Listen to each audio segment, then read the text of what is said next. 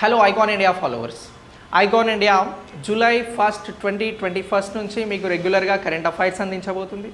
ఈ కరెంట్ అఫైర్స్ని మీరు చాలా వివరణాత్మకంగా, సమగ్రంగా మీరు నాలెడ్జ్ గెయిన్ చేసుకునేలాగా ఈ కరెంట్ అఫైర్స్ మీకు అందిస్తాం. ఇందులో ఎలాంటి అతిశయోక్తి లేదు. అండ్ సెకండ్ థింగ్, మనం నేర్చుకునేటువంటి కరెంట్ అఫైర్స్లో మనమే క్వశ్చన్స్ జనరేట్ చేసేలాగా కూడా నేను చెప్పడానికి ప్రయత్నం చేస్తా. మీరు కూడా సాధ్యమైనంత మేరగా ఈ చెప్పేటువంటి కరెంట్ అఫైర్స్ క్లాస్ని నోట్స్ రెడీ చేసే ప్రయత్నం చేయండి. నోట్స్ రాయడం ద్వారా ఏమవుద్ది అని అంటే మనకు సబ్జెక్ట్ కనెక్టివిటీ అనేది పెరగడానికి అవకాశం ఉంటుంది. మీరు విన్నది రాయడం ద్వారా ఎక్కువగా గుర్తుండడానికి అవకాశం ఉంది. సో ఇక లేట్ చేయకుండా మనం ఈరోజు జూలై 1కి సంబంధించినటువంటి కరెంట్ అఫైర్స్ గురించి డిస్కస్ చేద్దాం. ఏమంటున్నాం? Date July 1, 2021. ఓకే, దీనికి సంబంధించినటువంటి కరెంట్ అఫైర్స్ అని అంటున్నాం. మరి ఈ కరెంట్ అఫైర్స్లో మనం ఏమేమి చెప్తాము అని అంటే అత్యంత ఇంపార్టెంట్ అయినటువంటి అంశాలనే ఇక్కడ చర్చించబోతా ఉన్నాం. ఎగ్జామ్ పాయింట్ ఆఫ్ వ్యూలో మనకి ఏది పనికి వస్తుంది, ఎగ్జామ్ పాయింట్ ఆఫ్ వ్యూలో దాన్ని ఎలా చదవాలి, చదివిన దాన్ని ఎలా గుర్తుంచుకోవాలి, గుర్తుంచుకున్నటువంటి అంశాన్ని ఎలా ఇంప్లిమెంట్ చేయాలి అనేది ప్రతి ఒక్క టాపిక్కి ఇలాంటి ఫార్మేట్లో మీకు చెప్పే ప్రయత్నం చేస్తా. మీరు కూడా అలానే రిసీవ్ చేసుకోండి. ఓకే రైట్, ఈ కరెంట్ అఫైర్స్ క్లాస్ని మీరు యూట్యూబ్లో చూడవచ్చు, ఐకాన్ ఇండియా యాప్లో చూడవచ్చు. అలాగే దీనికి సంబంధించిన పీడిఎఫ్ కావాలి అని అంటే కరెంట్ అఫైర్స్కి సంబంధించినటువంటి పీడిఎఫ్ కోసం మీరు ఐకాన్ ఇండియా యాప్లో కూడా దాన్ని తీసుకోవచ్చు. ఓకే రైట్, జూలై 1కి సంబంధించినటువంటి 2021 కరెంట్ అఫైర్స్లో ఫస్ట్ నేషనల్ ఇష్యూగా ఉన్నటువంటి అంశాన్ని తీసుకుంటున్నాను. అది ఏంటి అని అంటే భారత నౌకా మంత్రిత్వ శాఖకి సంబంధించినటువంటి అంశం. దాన్ని షిప్పింగ్ మినిస్ట్రీ అని అంటున్నాం. దీనికి సంబంధించి ఏం జరిగింది అని అంటే గ్రీన్ ఫ్రైట్ కారిడార్ 2 అని చెప్పేసి అంటున్నాం. ఈ గ్రీన్ ఫ్రైట్ కారిడార్ 2 అనేది ఏంటి అని అంటే very simple. First green freight corridor 2 అని రాసినాం. ఇదేంటి మరి, ఇది ఏంటి అని అంటే తీర ప్రాంత నౌకా సేవ అని చెప్పేసి అంటున్నాం. అంటే భారతదేశానికి సంబంధించినటువంటి తీర ప్రాంతాలు ఏవైతే ఉన్నాయో ఈ తీర ప్రాంతాలలో ఉన్నటువంటి నౌకలకి సంబంధించినటువంటి సేవ అని అంటున్నాం. దానినే గ్రీన్ ఫ్రైట్ కారిడార్ 2 అని అంటున్నాం. మరి ఈ గ్రీన్ ఫ్రైట్ కారిడార్ 2ను ఎవరు నిర్వహిస్తున్నారు అని అంటే దీనిని ముంబైకి చెందినటువంటి ది రౌండ్ ఆఫ్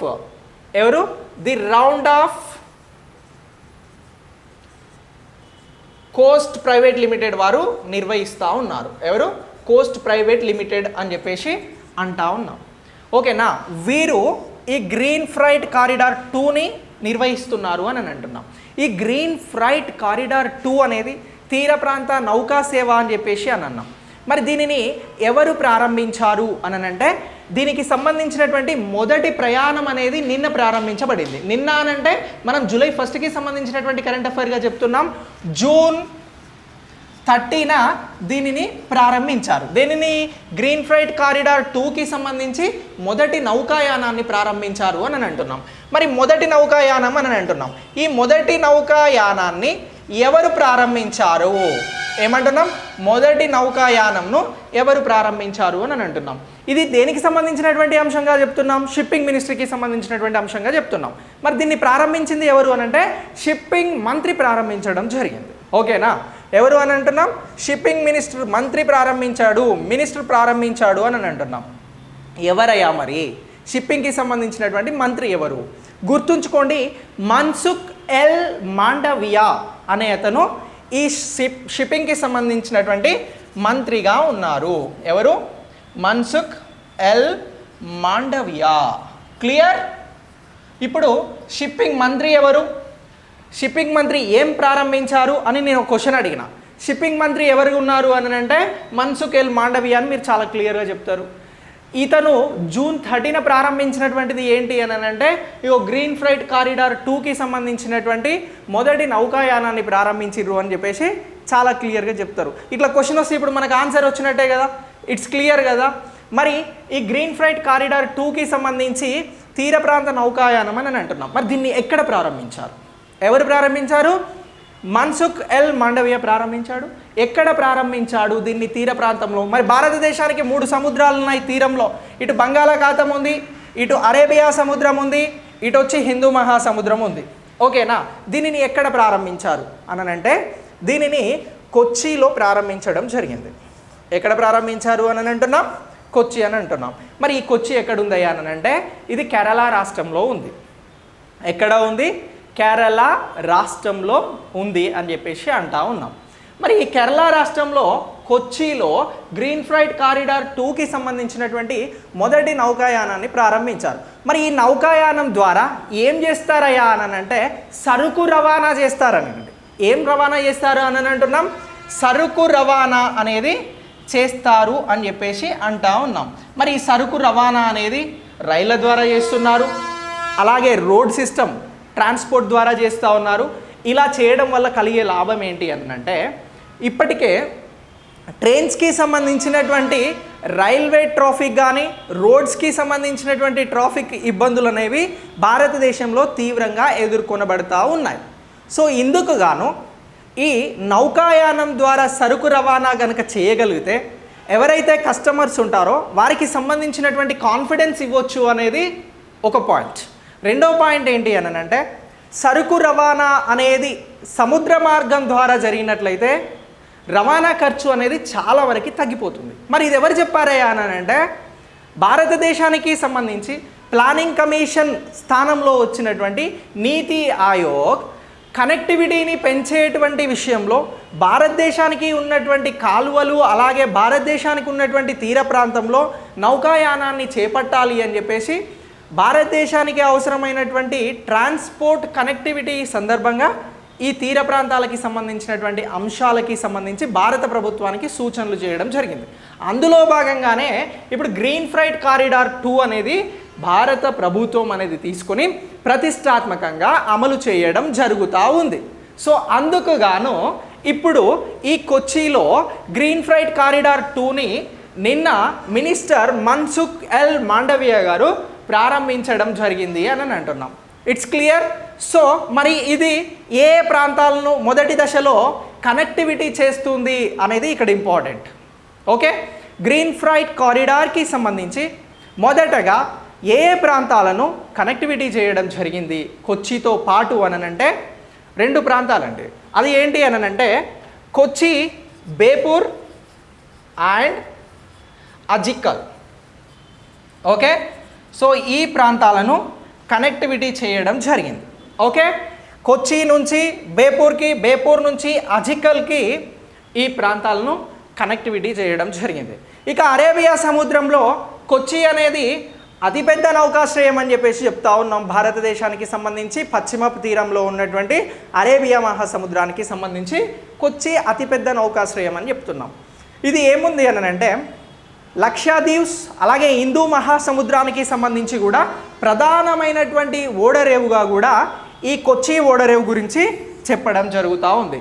చూడండి ఫ్రెండ్స్, మనం ఒక పాయింట్ తీసుకున్నాం, ఒక టాపిక్ తీసుకున్నాం. అది ఏంటి? గ్రీన్ ఫ్రైట్ కారిడార్ 2కి సంబంధించి దీనిని మంత్రి ప్రారంభించిండు అనేది మనకు మెయిన్ టాపిక్. ఇందులో మనం కొచ్చి గురించి మాట్లాడుతున్నాం, అలాగే తీర ప్రాంతాలకి సంబంధించినటువంటి అంశం గురించి మాట్లాడుతున్నాం, కనెక్టివిటీ గురించి మాట్లాడుతున్నాం, అలాగే సరుకు రవాణా గురించి మాట్లాడుతున్నాం. దీంతో పాటు ఇక్కడ మినిస్ట్రీ ఇతర అంశాలని కూడా మాట్లాడడం జరుగుతూ ఉంది. సో నేర్చుకోవడం జరుగుతూ ఉంది. ఇలా ఒక టాపిక్ని మనం చదవాల్సి వస్తే దానికి ఉన్నటువంటి అన్ని అంశాలని కూడా మనం ఫోకస్ చేయాల్సి ఉంటుంది. అలా ఫోకస్ చేస్తేనే మనం ఇక్కడ బెనిఫిట్ అవ్వడానికి కూడా అవకాశం అనేది ఉంది. It's clear. సో ఇది గ్రీన్ ఫ్రైట్ కారిడార్ 2కి సంబంధించి మొదటి నౌకాయానాన్ని ప్రారంభించినటువంటి సందర్భంగా మనం మాట్లాడుతున్నటువంటి topic. Okay, next topic. So second దేని గురించి మాట్లాడదాము అని అంటే ఇంటర్నేషనల్ టాపిక్ మాట్లాడదాం. ఓకే, జాకబ్ జూమా గురించి చెప్తా. ఎవరు ఈ జాకబ్ జూమా? ఏమైంది ఇతనికి? సో ఇతను ఏ దేశానికి చెందినటువంటి అతను? ఇంటర్నేషనల్ టాపిక్ అన్నాం కాబట్టి ఇతని దేశం ఏంటి అనేది కూడా మనకు చాలా చాలా ఇంపార్టెంట్. ఓకే రైట్, ఏమంటున్నాం? జాకబ్ జూమా అని అంటున్నాం. పేరు బాగుంది కదా? ఎస్, టాపిక్ కూడా బాగుంటుంది, ఎంజాయ్ చేయండి. జాకబ్ జూమా అని అంటున్నాం. ఈ ఎవరయ్యా ఈ జాకబ్ జూమా అని అంటే ఇతను సౌత్ ఆఫ్రికా, దక్షిణాఫ్రికాకి సంబంధించినటువంటి ఫార్మర్ ప్రెసిడెంట్, మాజీ అధ్యక్షుడు అని అంటున్నాం. ఎవరు? మాజీ అధ్యక్షుడు. ఏ దేశానికి సంబంధించి అని అంటే సౌత్ ఆఫ్రికా అని చెప్పేసి అంటా ఉన్నాం. ఓకే, సౌత్ ఆఫ్రికా మాజీ అధ్యక్షుడు అని అంటున్నాం. జాకబ్ జూమా ఎప్పటి నుంచి ఎప్పటి వరకు పరిపాలించిండు ఇతను అని అంటే, అధ్యక్షుడిగా ఉన్నాడు అని అంటే 2009 నుంచి 2018 వరకు కూడా ఇతను ప్రెసిడెంట్గా ఉండడం జరిగింది సౌత్ ఆఫ్రికా దేశానికి సంబంధించి. ఈ జాకబ్ జూమా ఏం చేసిండు అని అంటే అవినీతికి పాల్పడ్డాడు అని చెప్పేసి ఇతని మీద ఆరోపణలు వచ్చాయి. ఈ ఆరోపణలు వస్తే అక్కడ ఉన్నటువంటి ఎక్కడ సౌత్ ఆఫ్రికాలో ఉన్నటువంటి అత్యున్నత న్యాయస్థానం ఏం చెప్పింది అని అంటే, జాకబ్ జూమా గారు మీరు వచ్చి విచారణకి సహకరించాలి అని చెప్పేసి చెప్పింది. ఎవరు? అత్యుత్తమ న్యాయస్థానం అని చెప్పేసి అంటున్నాం. లైక్ భారతదేశంలో ఎలాగైతే సుప్రీంకోర్టు ఉందో అలాగే సౌత్ ఆఫ్రికాలో ఉన్నటువంటి అత్యున్నత న్యాయస్థానం వచ్చి ఏమన్నది అని అంటే మీరు విచారణకి సహకరించాలి అని చెప్పేసి అంది. ఎందుకు విచారణకు సహకరించాలి అని అన్నది అని అంటే ఇతని పైన అవినీతి ఆరోపణలు వచ్చినందుకు గాను, ఏమైంది? అవినీతి ఆరోపణలు వచ్చినందుకు గాను సహకరించాలి అని అన్నది. మరి ఇతను కోర్టుకు అటెండ్ కాలే. కోర్టుకి సంబంధించి ఇతనికి సంబంధించినటువంటి విచారణలో ఇతను పాల్గొన్నందుకు గాను సౌత్ ఆఫ్రికాకి సంబంధించినటువంటి అత్యున్నత న్యాయస్థానం ఏమన్నది అని అంటే, సో ఇతను కోర్టు ధిక్కరణకు పాల్పడుతున్నాడు కాబట్టి ఇతనికి సంబంధించి 15 నెలల జైలు శిక్ష విధించండి అని చెప్పేసి చెప్పింది. సో ఇప్పుడు వచ్చింది మనకు. సో ఇటీవల ఏ దేశానికి సంబంధించినటువంటి మాజీ అధ్యక్షుడికి ఆ దేశ అత్యున్నత న్యాయస్థానం జైలు శిక్షను విధించింది అని అడగడానికి అవకాశం ఉంది. అట్లా అడిగినప్పుడు మీరు గుర్తుంచుకోవాల్సినటువంటి పేరేంటి అని అంటే జాకబ్ జూమా అని చెప్పేసి గుర్తుంచుకోవాలి. ఇతను ఏ దేశానికి సంబంధించినటువంటి మాజీ అధ్యక్షుడు అంటే సౌత్ ఆఫ్రికాకి సంబంధించి. ఇతను ఎప్పటి నుంచి ఎప్పటి వరకు పరిపాలించాడు అని అంటే 2009 నుంచి 2018 వరకు. సార్ మరి మీరు ఇక్కడ అడగాలి, ఈయన మాజీ కదా, మరి ప్రస్తుత అధ్యక్షుడు ఎవరు సార్? అది కూడా మీరే చెప్పండి, ఇప్పుడు మేము వెతుకుతాం అని అంటారు. నేను చెప్తా అతను ఎవరు అని అంటే ప్రస్తుత అధ్యక్షుడు సిరిల్ రామపోసా. సో ఇతను ప్రస్తుత అధ్యక్షుడు సౌత్ ఆఫ్రికాకి సంబంధించి. ఓకే, సో మాజీ అధ్యక్షుడి పైన ఏమున్నాయి అని అంటే అవినీతి ఆరోపణలు ఉన్నాయి. ఈ ఆరోపణలకి సంబంధించి కోర్టు అంశాన్ని కూడా పట్టించుకోనందుకు గాను ఈ జాకబ్ జూమా పైన 15 నెలల జైలు శిక్షను విధించడం జరిగింది ఆ దేశ అత్యున్నత న్యాయస్థానం. మరి ఇతను ఇప్పుడు ఈ 15 నెలల జైలు శిక్షను విధించిన తర్వాత 5 రోజుల టైం ఇచ్చింది జాకబ్ జూమాకి. మీకు దగ్గరలో ఉన్నటువంటి పోలీస్ స్టేషన్ వెళ్ళి లొంగిపోండి అని చెప్పేసి. 5 రోజులలో మీరు లొంగిపోలేదనుకో ఎలాంటి చర్యలు తీసుకోవాలనేది మళ్ళీ తీర్పు చెప్తామని చెప్పింది ఈ దేశ అత్యున్నత న్యాయస్థానం. మరి సౌత్ ఆఫ్రికాకి సంబంధించినటువంటి రాజధాని ఏది? అసలు సౌత్ ఆఫ్రికాకి ఎన్ని రాజధానులు ఉన్నాయి అనేది కూడా నేను ఇక్కడ అడుగుతాను. సో సౌత్ ఆఫ్రికాకు ఎన్ని రాజధానులు ఉన్నాయి అని అంటే 3 రాజధానులు ఉన్నాయండి. సౌత్ ఆఫ్రికాకి సంబంధించి జోహన్నెస్బర్గ్ అనేది మనం వింటాం క్రికెట్ ఆడినప్పుడు కానీ ఇట్లాంటి స్పోర్ట్స్కి సంబంధించినటువంటి సందర్భాలలో జోహన్నెస్బర్గ్ గురించి వింటాం. అది సౌత్ ఆఫ్రికాకి సంబంధించి అత్యంత పెద్ద నగరం. బట్ సౌత్ ఆఫ్రికా రాజధానులు ఎన్ని ఉన్నాయి అని అంటున్నాను. సౌత్ ఆఫ్రికాకి 3 రాజధానులు ఉన్నాయనండి. ప్రిటోరియా అని ఉంది. ప్రిటోరియా ఏంటి అని అంటే ఎగ్జిక్యూటివ్కి సంబంధించి కార్యనిర్వాహక రాజధానిగా ఉంది. ఆంధ్రప్రదేశ్కి ఇటీవల 3 రాజధానులు ఎలా అయితే చేశారో అలానే సౌత్ ఆఫ్రికా దేశానికి 3 రాజధానులు అనేవి ఉన్నాయి. ఓకే, కేప్ టౌన్ ఉంది. ఇది శాసనపరమైనటువంటి అంశాలకి సంబంధించినటువంటి రాజధాని. ఆ తర్వాత ఫౌంటైన్ ఉంది. సో ఇది ఏంటి అని అంటే న్యాయ వ్యవస్థకి సంబంధించినటువంటి రాజధాని.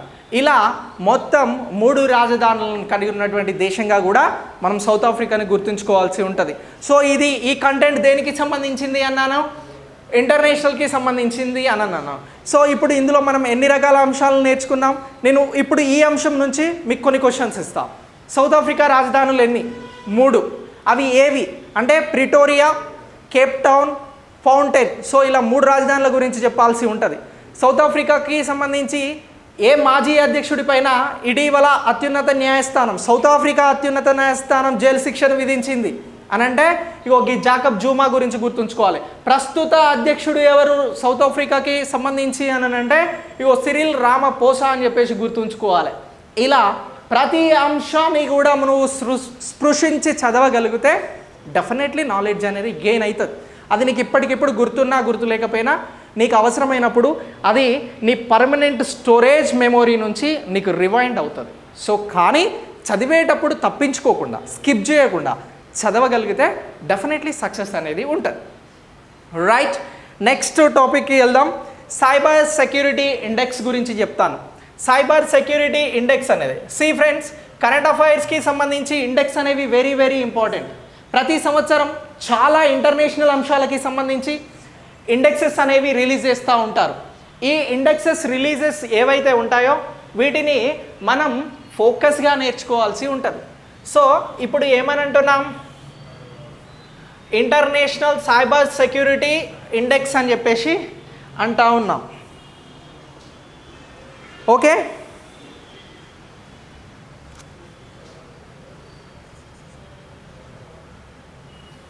Cyber global cyber security index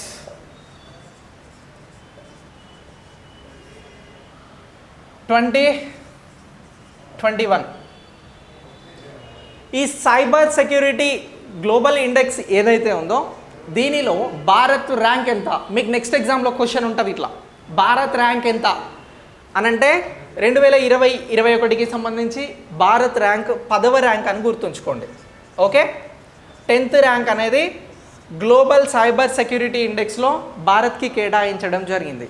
మరి భారత్కి 10వ ర్యాంక్ వచ్చింది అని అంటున్నాం. మొదటి ర్యాంక్ ఉన్నటువంటి దేశం ఏంది అని చెప్పేసి కూడా అడగవచ్చు. లేకపోతే ఒక 4 దేశాలు ఇచ్చి వీటి ర్యాంకుని జతపరచండి అని అడగవచ్చు. క్వశ్చన్ అయితే సింపుల్గా రాదు. ఇప్పుడు మొదటి ర్యాంక్ దేనికి ఉంది అని అంటే యూఎస్ఏకి ఫస్ట్ ర్యాంక్ ఇచ్చిర్రు దేంట్లో, గ్లోబల్ సైబర్ సెక్యూరిటీ ఇండెక్స్లో. 2వ ర్యాంక్ ఉన్నటువంటి దేశం ఏది అని అంటే యునైటెడ్ కింగ్డమ్ సెకండ్ ర్యాంక్ ఇచ్చిర్రు. అలాగే భారత్కి 10వ ర్యాంక్ ఇచ్చిర్రు. మన పక్క దేశాలు సరిహద్దు దేశాలుగా ఉన్నటువంటి చైనా ర్యాంక్ ఎంత అని అడుగుతాడు. 33 అని గుర్తుంచుకోవాలి. సైబర్ సెక్యూరిటీ ఇండెక్స్కి సంబంధించి గ్లోబల్ పరంగా అంటే ప్రపంచవ్యాప్తంగా ఉన్నటువంటి ఇండెక్స్కి సంబంధించి మన పక్కన ఉన్నటువంటి పాకిస్తాన్ ర్యాంక్ ఎంత అని అన్నాడు అనుకోండి, ఎంత అని అంటే 79 అని చెప్పేసి గుర్తుంచుకోవాల్సి ఉంటుంది. సో ఇప్పుడు ఈ భారత్తో పాటు అంటే ఎగ్జామినర్ కొంచెం డిఫరెంట్గా మిమ్మల్ని డిఫికల్ట్గా టెస్ట్ చేయాలి అనుకున్నప్పుడు ఈ 5 దేశాల పేర్లు ఇచ్చి ఈ 5 దేశాల ర్యాంకులను ఇచ్చి వీటిని అమర్చండి జతపరచండి అని అంటాడు. అన్నప్పుడు ఇట్లా చదవాల్సి ఉంటుంది, ఇట్లా గుర్తుంచుకోవాల్సి ఉంటుంది. Okay, so global cyber security index 2021కి సంబంధించి ఈ ర్యాంక్స్ అనేవి ప్రకటించడం జరిగింది. Okay, right.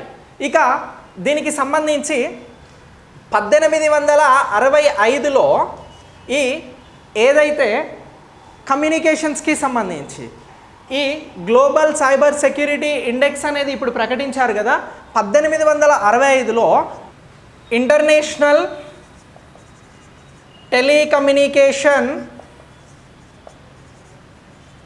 కమ్యూనికేషన్ యూనియన్ అనేది ఏర్పాటు చేయడం జరిగింది.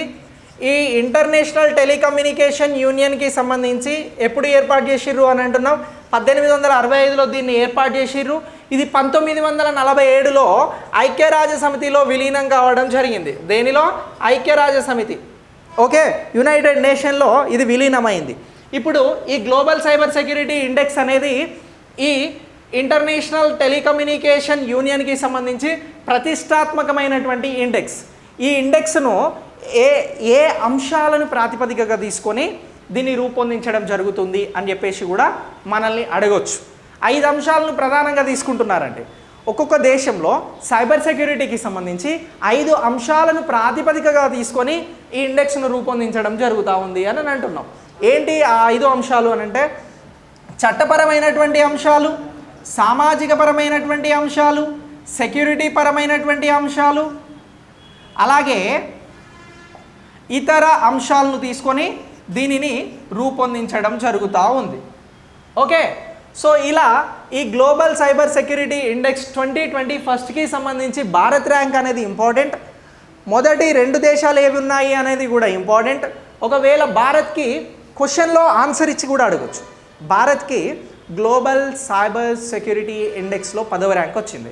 పక్కన ఉన్నటువంటి చైనాకి అలాగే పాకిస్తాన్ ర్యాంక్స్ ఎంత అని అడగచ్చు. ఓకే, సో అలా అడిగినప్పుడు 33 చైనాకి, పాకిస్తాన్కి 79 అని చెప్పేసి కూడా గుర్తుంచుకోవాల్సి ఉంటుంది. సో ఇండెక్సెస్ అనేవి మనకు చాలా చాలా ఇంపార్టెంట్ అని చెప్పేసి చెప్తా ఉన్నాం. Okay, clear. నెక్స్ట్ టాపిక్కి వెళ్దాం. నెక్స్ట్ టాపిక్ ఏంటి అని అంటే Bharat net PPP model.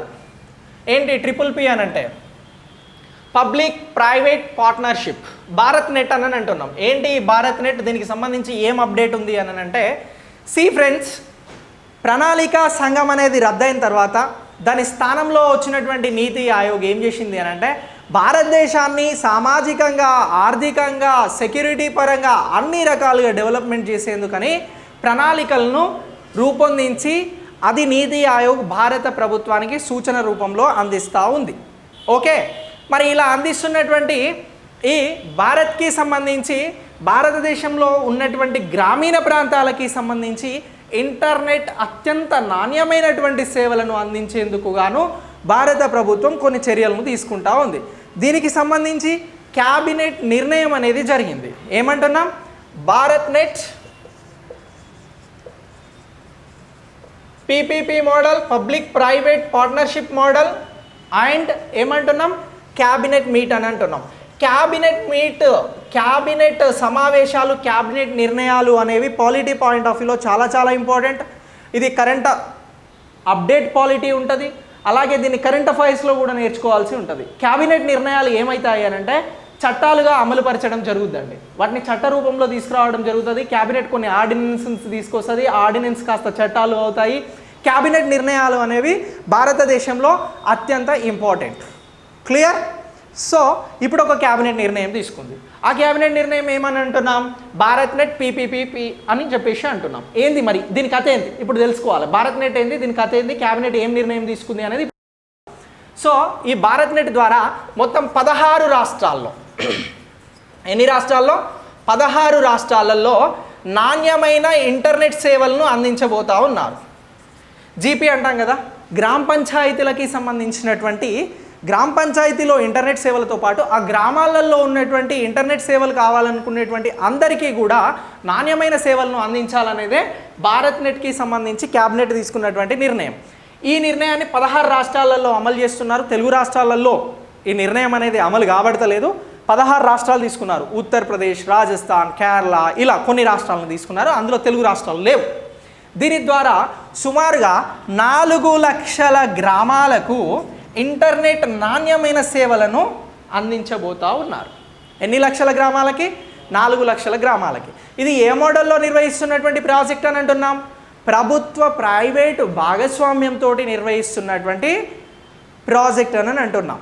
So దీని ద్వారా ఇచ్చేటువంటి ఇంటర్నెట్ సేవల ద్వారా ఈ భారత్ నెట్ ద్వారా ఛార్జ్ అనేది కూడా అప్లికేబుల్ చేస్తారు. దీనికి సంబంధించి పెట్టుబడులు అనేవి పెడతారు. గ్రామాల్లోకి ఇంటర్నెట్ అనేది తీసుకొస్తారు. ఇంటర్నెట్ నాణ్యమైన సేవలను అందిస్తూ టెక్నాలజీ పరంగా భారతదేశ గ్రామాలలో ఉన్నటువంటి ప్రజలు ఎదిగేందుకు ఈ క్యాబినెట్ తీసుకున్నటువంటి నిర్ణయం అనేది భారత్ నెట్ PPP మోడల్ అనేది ఉపయోగపడుతుంది అని గుర్తుంచుకోవాలి. సార్ బాగానే ఉంది ఇదంతా చెప్పారు, ప్రశ్న ఎలా వస్తుంది అనే కామన్ డౌట్ వస్తుంది. అంటే నాకు తోచిన విధంగా నేను ప్రశ్నలు రెడీ చేసి మీకు ఉదాహరణగా చెప్తున్నాను. మీకు నచ్చినట్లు మీరు కూడా రెడీ చేసుకోండి. అలా రెడీ చేయడం వల్ల మనకు సబ్జెక్ట్ కనెక్టివిటీ పెరుగుతుంది అనేది మన ఇంటెన్షన్, అంతకుమించి ఏం లే. సో ఇటీవల 16 రాష్ట్రాలలో గ్రామీణ ప్రాంత ప్రజలకు ఇంటర్నెట్ సేవలను అత్యద్భుతంగా అందించడానికి భారత క్యాబినెట్ తీసుకున్నటువంటి నిర్ణయం ఏంటి, అది దేనికి సంబంధించింది అని అంటే భారత్ నెట్ PPP మోడల్ అని చెప్పేసి గుర్తుంచుకుంటే సరిపోతుంది. ఓకేనా? క్వశ్చన్ ఇలా కూడా అడగచ్చు. భారత్ నెట్ PPP మోడల్కి సంబంధించి క్యాబినెట్ ఇటీవల నిర్ణయం తీసుకుంది, అది ఎన్ని రాష్ట్రాలలో అమలు చేస్తున్నారు అని. ఇగో ఇక్కడ చెప్పినాం కదా, 16 రాష్ట్రాలలో అమలు చేస్తున్నారు అని చెప్పేసి గుర్తుంచుకుంటే సరిపోతుంది. ఓకే, సో ఇలా ఈ టాపిక్ని కూడా మీరు అప్డేట్ చేసుకోండి. ఇక దీని తర్వాత మనం మరొక అంశం గురించి తెలుసుకుందాం. అది ఏంటి అని అంటే UIIC. What is the UIIC abbreviation. Please tell me UIIC అంటే ఏంటి? Union Indian insurance corporate limited. Okay, ఏమని అంటున్నాం? UIIC అని చెప్పేసి అంటా ఉన్నాం. దీనిని కంపెనీగా ఎప్పుడు మార్చారు అని అంటే 18 ఫిబ్రవరి 1938లో కంపెనీగా విలీనం చేయడం జరిగింది.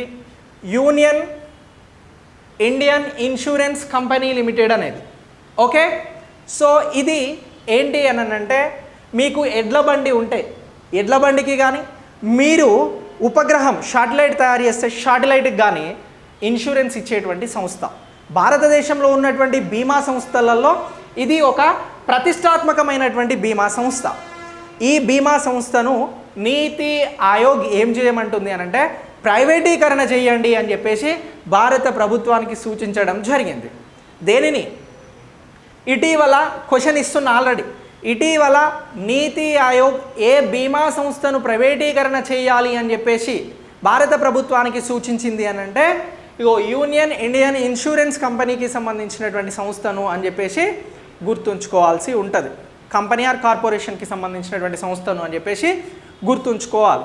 సో భారతదేశంలో ఉన్నటువంటి ప్రతిష్టాత్మకమైనటువంటి బీమా కంపెనీలలో ఏ అతిపెద్ద కంపెనీని ఇటీవల భారత ప్రభుత్వం ప్రైవేటీకరణ చేయడానికి సిద్ధంగా ఉంది అని చెప్పేసి అన్నప్పుడు కూడా UIIC అని చెప్పేసి గుర్తుంచుకోవాలి. దీన్ని కంపెనీగా ఎప్పుడు విలీనం చేసిర్రు అని అంటున్నాం? 18 ఫిబ్రవరి 1938 అని అంటున్నాం. మరి భారతదేశంలో బీమా కంపెనీలను ఎప్పుడు జాతీయం చేయడం జరిగింది? క్వశ్చన్ అగైన్, భారతదేశంలో బీమా కంపెనీలను ఎప్పుడు జాతీయం చేసినారు అని అంటే 1972లో చేశారు. ఓకే, 1972లో బీమా కంపెనీని జాతీయం చేయడం జరిగింది భారతదేశంలో. వెరీ వెరీ ఇంపార్టెంట్ అండి.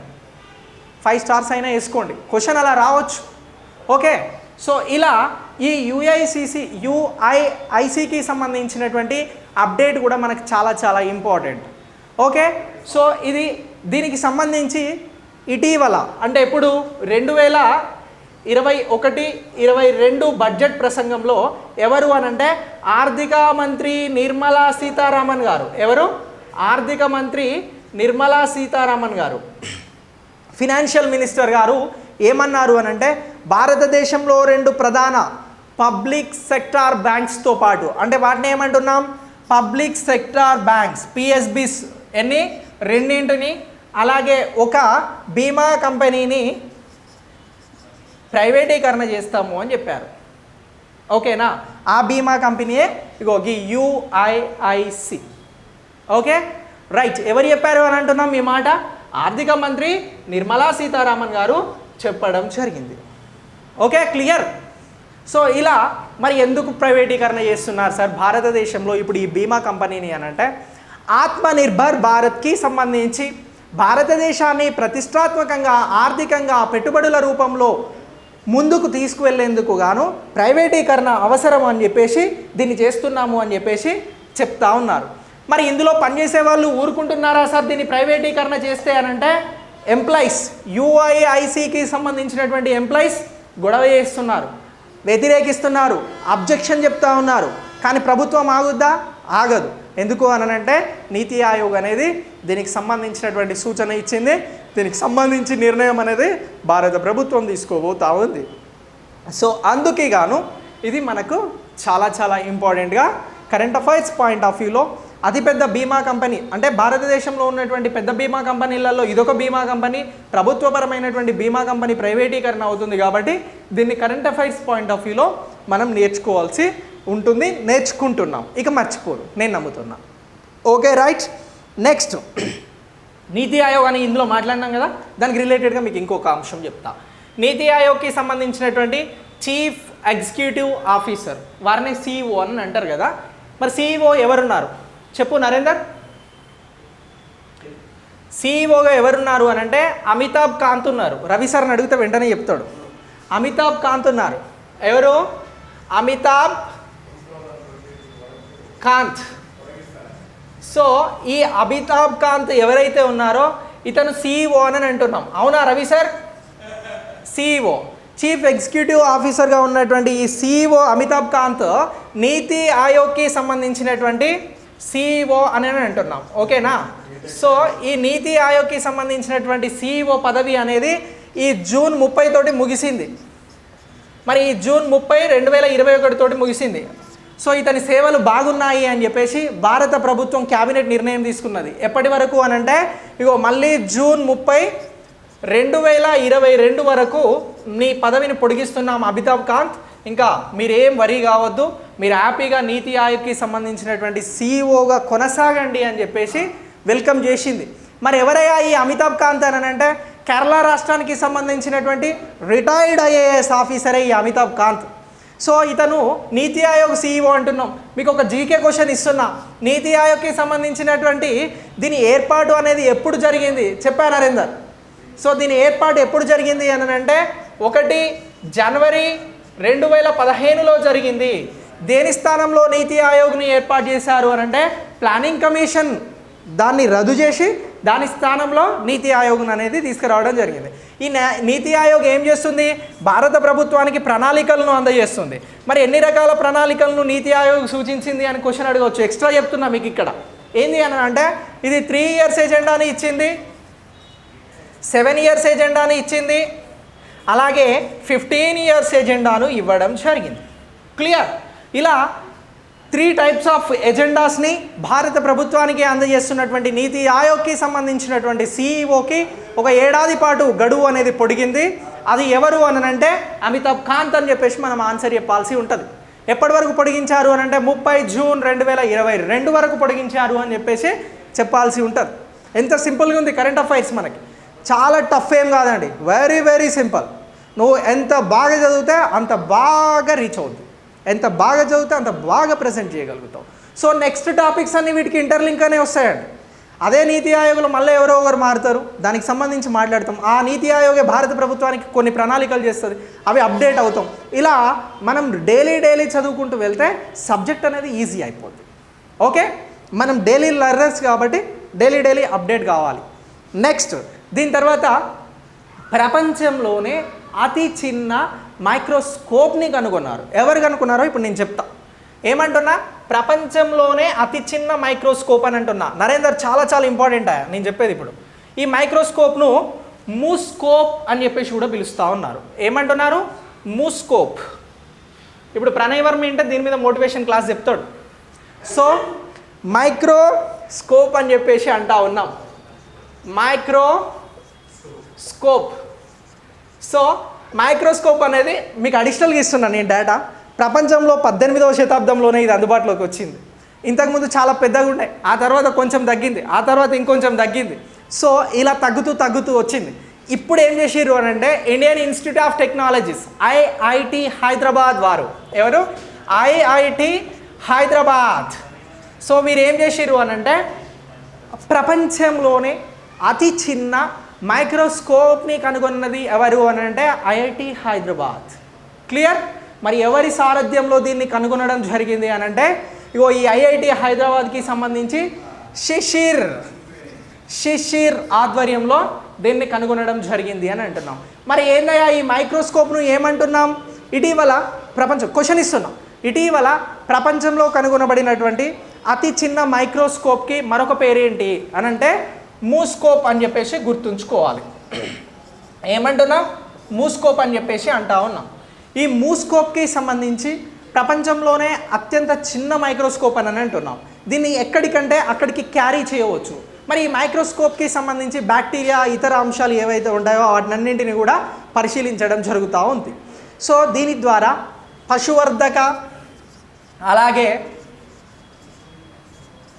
మొక్కలు ఇంకా మైక్రోస్కోప్ ద్వారా చేసేటువంటి పనులు ఏవైతే ఉన్నాయో ఈ మైక్రోస్కోప్ ద్వారా చాలా ఈజీ అవుతాయి అని చెప్పేసి కూడా చెప్తా ఉన్నారు. ఓకే, సో ఇలా ఈ మైక్రోస్కోప్కి సంబంధించినటువంటి అంశాన్ని కూడా మనం అప్డేట్ అవ్వాల్సి ఉంటుంది. క్లియర్? సి ఫ్రెండ్స్, మీకు ఈరోజు నేను ఈ కరెంట్ అఫైర్స్ని అందిస్తూ ఉన్నాను. టుడే మనం క్లాస్ అనేది ఫస్ట్ టైం మళ్ళీ స్టార్ట్ చేయడం జరిగింది after many days many months తర్వాత. సో రెగ్యులర్గా అందించే ప్రయత్నం చేస్తా. రెగ్యులర్గా కూడా మీరు కరెంట్ అఫైర్స్ వినండి, ఎంజాయ్ చేయండి. మనం అత్యంత ఇంపార్టెంట్ కరెంట్ అఫైర్స్ని ఇక్కడ చెప్తా ఉన్నాం. వీటిని మీరు బాగా అప్డేట్ చేసుకోండి. నేను ఆల్మోస్ట్ ఆల్ 7 టాపిక్స్ ఏమో చెప్పినా మీకు ఈరోజు. ఈ 7 టాపిక్స్కి సంబంధించి 7 క్వశ్చన్స్ అనేవి రెడీ చేసుకోవచ్చు. మీకు ఓపిక ఉంటే 14 క్వశ్చన్స్ ఉంటాయి, మీరు తోఫ్ అయితే 21 క్వశ్చన్స్ వస్తాయి. మీరు ఇంకా దరిద్రులు అయితే ఇంకొక 10 క్వశ్చన్లు అడిషనల్గా రెడీ చేయవచ్చు. చేయండి. అలా చేయడం ద్వారా ఏమవుద్ది అని అంటే మనకి సబ్జెక్టుకి సంబంధించినటువంటి ఇన్వాల్వ్మెంట్ అనేది పెరగడానికి అవకాశం ఉంది. సో నీకు క్వశ్చన్ ఎవరో ఇస్తే నువ్వు ఎగ్జామ్ రాయడం కాదు, నువ్వు చదివిన దానిలోకి వెళ్ళి నువ్వే క్వశ్చన్ రెడీ చేయగలిగితే సబ్జెక్టుకి నీకు అంబుజా సిమెంట్ లాంటి అనుబంధం ఏర్పడుతుంది. దాన్ని గట్టిగా బలపరచుకోవాలని నేను చెప్తా ఉన్నా. సి ఫ్రెండ్స్, రేపటి కరెంట్ అఫైర్స్తో మళ్ళీ కలుద్దాం. ఈ రోజుకి ఇంతే. ఇంకా మీకు ఎక్కువ సమాచారాన్ని ఇస్తా ముందు. సో దాన్ని అంతా కూడా మీరు ఎంజాయ్ చేయాలని నేను మనస్ఫూర్తిగా కోరుకుంటున్నా. Thanks for watching. ఈ వీడియోని మీరు షేర్ చేయాలి, లైక్ చేయాలి, బాధ్యతగా మీరు ఛానల్ని సబ్స్క్రైబ్ చేయాలి. ఐకాన్ ఇండియా గురించి చాలామందికి చెప్పాలి. Thanks for watching.